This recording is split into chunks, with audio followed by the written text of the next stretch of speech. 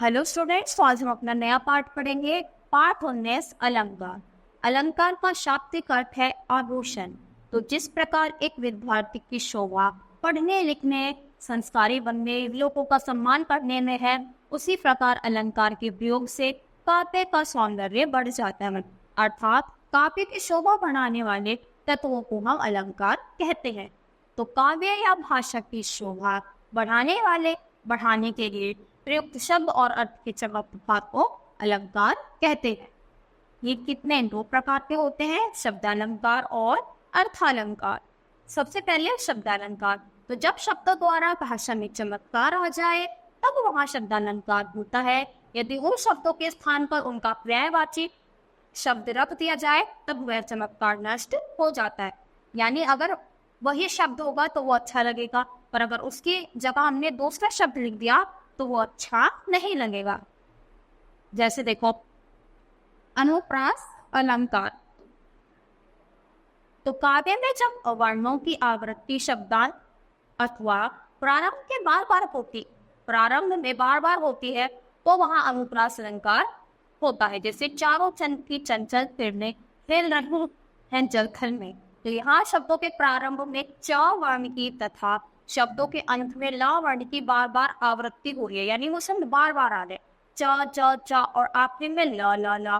तो यहाँ पे क्या है, अनुप्रास अलंकार। फिर यमक अलंकार। तो जहाँ कोई शब्द एक से अधिक बार आता है, यानी एक से ज्यादा बार आता है, पर उनका अर्थ क्या होगा, अलग अलग होगा, तो वो हो जाएगा यमक अलंकार। कि कनक कनक में सो गुनी माद पता अधिकाए या खाए बोराए जग वा पाए बोराए। तो देखो, बोराए और बोराए दो बार आ रहा है, कनक कनक।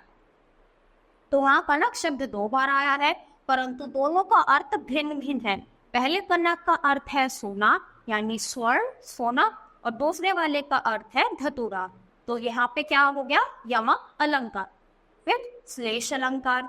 तो जब कोई शब्द एक ही बार प्रयुक्त होकर अनेक अर्थ देता है, वहां श्लेष अलंकार। यानी एक ही शब्द है पर क्या दे रहा है, बहुत सारे अर्थ दे रहा है। तो रही मन पानी रात ये पिन पानी सब सो मानो गए ना उबरे मोती मानुस चोन। तो यहाँ पानी शब्द के तीन अर्थ हैं।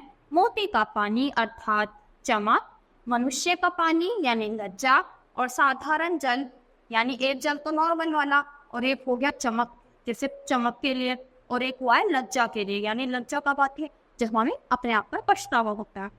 तो इसी प्रकार पानी के एक से अधिक अर्थ होने के कारण यहाँ पर कौन सा अलंकार बना, श्लेष अलंकार। अगला है अर्थालंकार। तो जहाँ अर्थ के द्वारा भाषा में चमत्कार आए वहां अर्थालंकार होता है।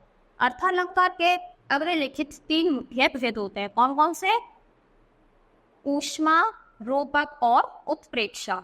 तो उपमा क्या होता है, जब किसी वस्तु या व्यक्ति की विशेषता दर्शाने के लिए उसकी समानता उस गुण के कारण प्रसिद्ध किए अन्य वस्तु या व्यक्ति से की जाती है, उसे उपमा अलंकार कहते हैं। इसके चार अंग होते हैं, उपमेय, उपमान, वाचक और साधारण। तो जिस वस्तु की समानता बताई जाए उसे क्या कहते हैं, उपमेय, और जिससे समानता बताई जाए उसे उपमान।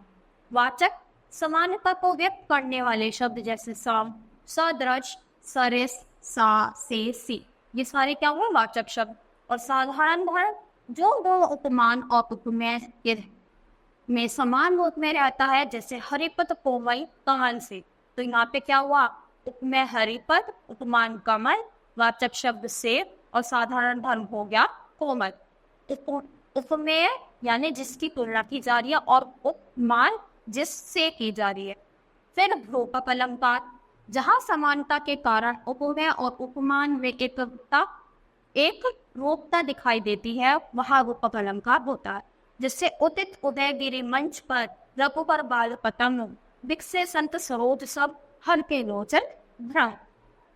तो रघुवीर मंच संत तथा लोचन उपमेयों पर क्रमशः बाल सूर्य, उदयगिरी, सरोज तथा भ्रम यानी घोड़ा उपमानों का आरोप किया गया है, अतः राव।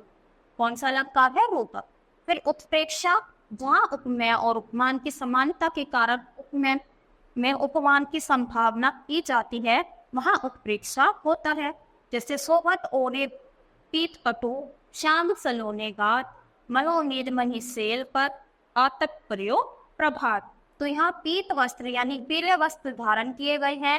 कृष्ण के श्याम शरीर उपमेय में प्रातकालीन धूप से शोभित नीलमणि शैल यानी उपमान की संभावना की गई है, अतः यहाँ उत्प्रेक्षा अलंकार है। और इसी के साथ ये पाठ हमारा यहीं पर खत्म होता है। तो आज के लिए इतना ही, मिलते हैं अपने नेक्स्ट वीडियो में। Thank you.